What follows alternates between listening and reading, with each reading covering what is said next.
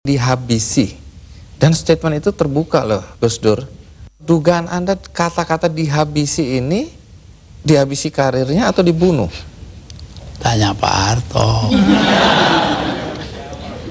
Kenapa? Karena Faisal Tanjung mengucapkan itu. Lalu Pak Wiranto sebagai Panglima Kostrad nelpon saya, Gus, Panglima saya kok bilangnya begini-begini ya. Saya anggap itu soal politik lah.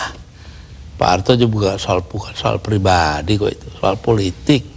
Politik mengharuskan itu, tapi saya tahu juga kebiasaan Raja Jawa. Pak Harto kan anggap dirinya Raja Jawa.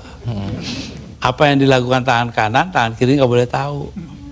Karena itu saya bilang sama Pak Wiranto, begini Pak Wir, tolong Anda pergi ke Pak Harto, tanya omongannya Faisal Tanjung yang begitu itu betul nggak? Apa jawabnya Pak Harto di Cendana kepada Pak Wiranto? Bahwa, wah nggak mungkin dong saya begitu. Megawati itu dilindungi ayahnya, Gus Dur dilindungi para kiai. Lah selesai sudah. Mau soal politik, saya nggak ada dendam pribadi, nggak ada. Malah saya terus terang aja, ini ada Yeni anak saya ini, ikut saya kemarin hari raya pertama hari Sabtu, saya soal Pak Harto, ya maaf-maafan hari raya sudah selesai, terus makan pulang. Ya, tapi ini kan untuk meluruskan sejarah, jangan sampai orang salah paham mengenai ini. Pak Faisal Tanjung juga secara terbuka mengklarifikasi bahwa tidak pernah ada itu. Jadi apa yang Anda kalau bilang, Pak Wiranto dong, dia mengatakan Pak Wiranto bohong. Anda bilang ada operasi naga hijau, naga merah, itu kan orang memang bilang, ya begitu, saya dengarnya kok. Gus Dur ini ngarang-ngarang aja. Ya saya nyatanya nanti sejarah akan buktikan betul tidaknya itu. Tapi Gus Dur sendiri pernah datang ke Pak Harto untuk mengklarifikasi ini? Nggak perlu, ngapain? Tapi dari penjelasan Pak Wiranto memang Pak Harto bilang tidak pernah ada karena tadi itu ya.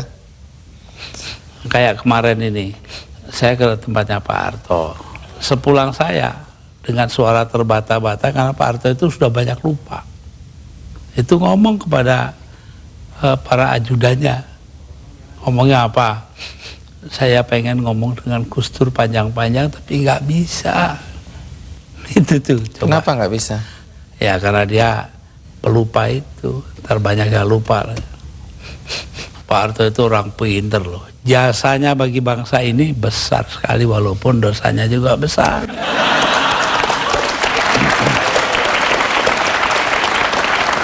Ya, jangan dilanjutkan dulu Gus Dur, kita break dulu. Tapi sebelum kita lanjutkan, ada beberapa pendapat para tokoh mengenai Gus Dur. Ini dia cuplikannya.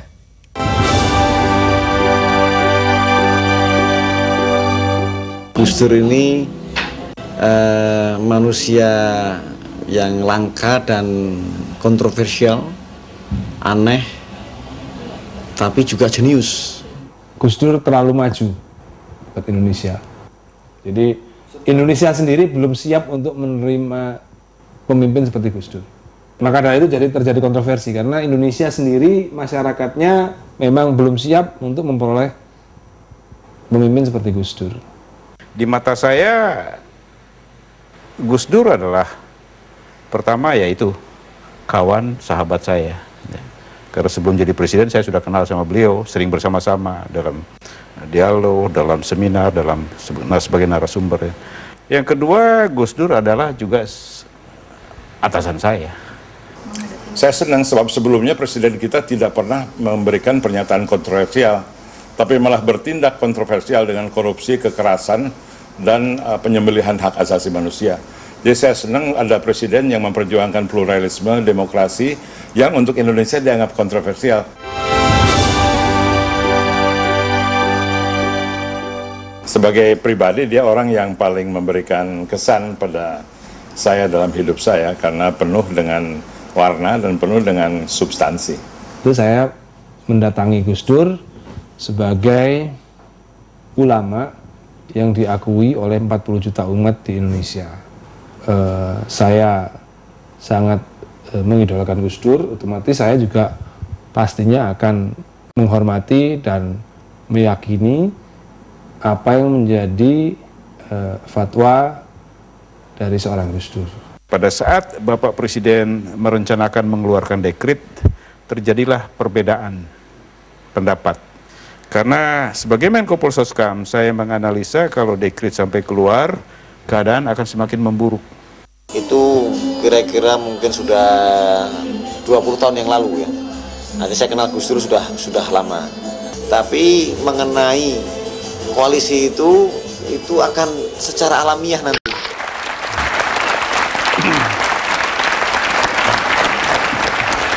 Menjelang 2009, sejumlah nama disebut-sebut sebagai calon presiden.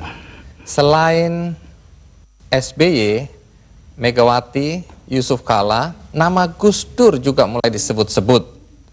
Dari segi popularitas, menurut Lembaga Demokrasi dan HAM yang terbaru, urutannya sebagai berikut. SBY 21%, Megawati 17,6%, Amin Rais 7,5%, Yusuf Kala Wiranto 4,9%, Gus Dur 1,5%. agak lebih dikit, 1,9% Gus Dur. Lumayan, 0,4% lebih tinggi. Nah, kemudian dan yang menang nggak disebut. Belum ini. Yang paling bawah itu.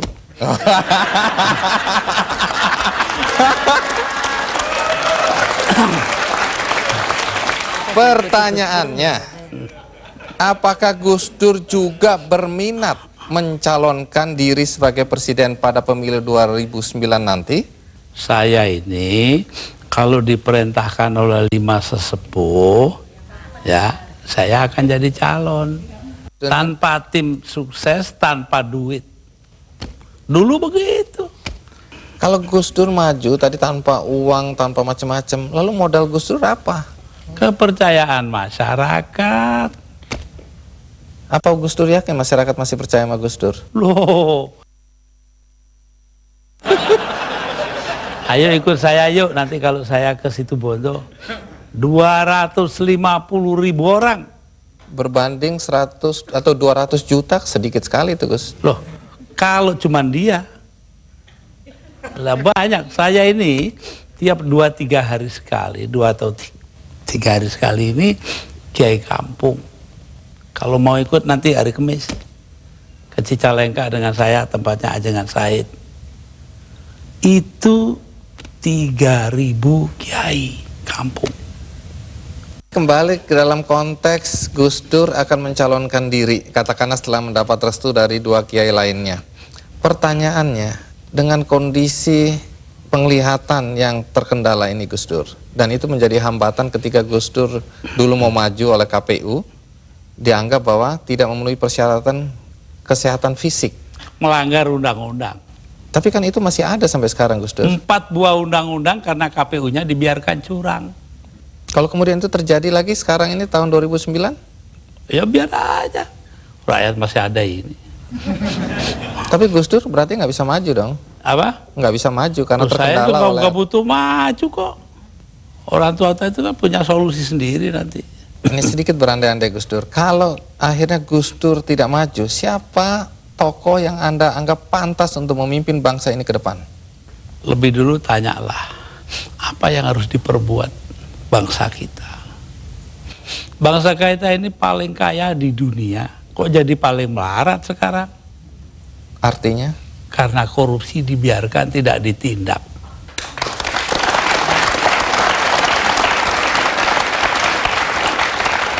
Jadi kalau harus menyebut tokoh, Gus Dur bisa nggak menyebut tokoh? Siapa kira-kira yang pantas dari yang ada? Nanti dong, rahasia perusahaan.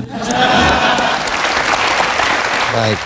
Di sini ada Ibu Sinta Nuria, istri dari Gus Dur. Ibu Sinta, pertanyaan penting nih. Kalau Gus Dur mencalonkan diri lagi dan direstui oleh para kiai, apakah Anda mengizinkan? Saya sebagai istrinya, menjadi apapun, saya akan tetap mendukung. Karena terpaksa atau karena cinta? Jelas karena cinta dong.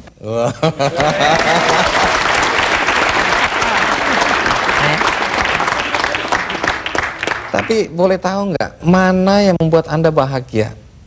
sebagai istri Gus Dur sekarang atau sebagai istri Gus Dur ketika menjadi presiden?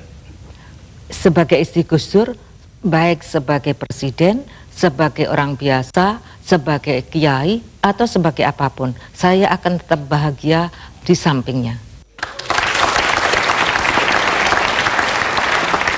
Saya baca di biografi Gus Dur ini, dulu Anda ini cantik dan diperebutkan.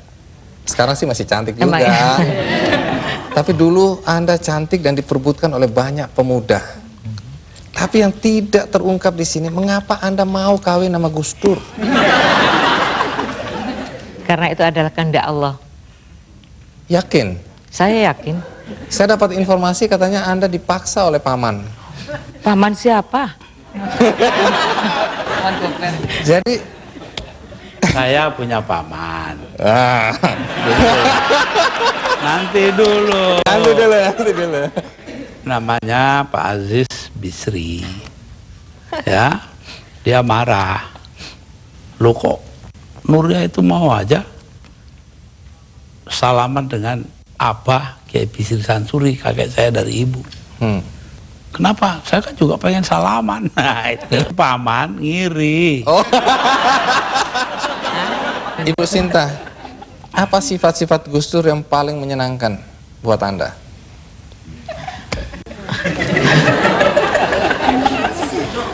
Kok kayaknya susah, apa nggak ada ya? Makannya gampang. Ya, ngurusnya sih gampang. Makan juga apa adanya, apa saja dimakan. Tambah lagi ya, yang paling menyenangkan yang saya. Menyenangkan dulu. Pada setiap kali saya melahirkan anak, ya, setiap malam kan biasanya anak bangun. Nah itu setiap kali anak saya bangun nangis, maka Mas Dur yang pertama kali bangun, kemudian mengganti popoknya yang kena kencing, kemudian mengangkatnya dan menyerahkan kepada saya.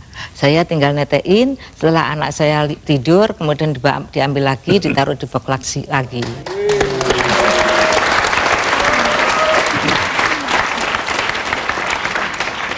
Pertanyaannya, kalau yang menjengkelkan, apa sifat-sifat Gus Dur yang menjengkelkan? Yang menjengkelkan ya kalau urusan kesehatan susah sekali diaturnya. Sampai sekarang? Ya sampai sekarang. Baik. Nah, banyak yang tidak paham pada semua tindak atau banyak tindakan Gus Dur, langkah-langkah Gus Dur yang dibilang jurus dewa mabok gitu Gus Dur. Tapi Yeni kelihatannya bisa memahami Gus Dur. Kira-kira bagaimana kita bisa memahami seorang Gus Dur? Atau kita bisa menerima Gus Dur apa adanya, bagaimana caranya, Yen?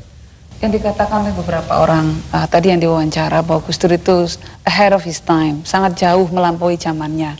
Jadi kalau ada seorang kiai dari Pandeglang mengatakan dengan sangat sederhana bahwa Gus Dur ini ibaratnya kepala lokomotif kereta Jepang yang sangat supersonik itu, sementara gerbongnya ini gerbong ya kereta kita sekarang gaya baru ekspres atau gaya baru malam atau apalah. Jadi terseok-seok nggak bisa mengikuti. Tapi satu hal bahwa Gus Dur ini selalu mendasari tindakannya kepada beberapa hal yang sebetulnya sangat simpel. Keinginan beliau adalah menciptakan perdamaian dan rekonsiliasi. Jadi seperti dikatakan tadi misalnya PKI dan lain sebagainya, itu hanyalah upaya, sedikit upaya bagaimana terjadi rekonsiliasi di antara sesama anak bangsa di Indonesia ini. Itu, jadi sebetulnya tidak ada kontroversinya kalau kita bisa memahami dari gambaran besar seperti itu. Lalu soal tadi kebetulan karena saya ikut menemani pada waktu pakai celana pendek di halaman istana, itu sebetulnya adalah upaya terakhir dari Gus Dur ya waktu menjadi presiden masih atau hari-hari terakhirnya lah untuk mengajari bangsa ini untuk berpikir mendahulukan substansi bukan bungkus. Nah, pada saat Gus Dur rajin mengkritik SBY waktu itu, Anda justru masuk menjadi staf ahli presiden. Ya. Apakah Gus Dur tahu atau Anda diizinkan? Sangat tahu, dan saya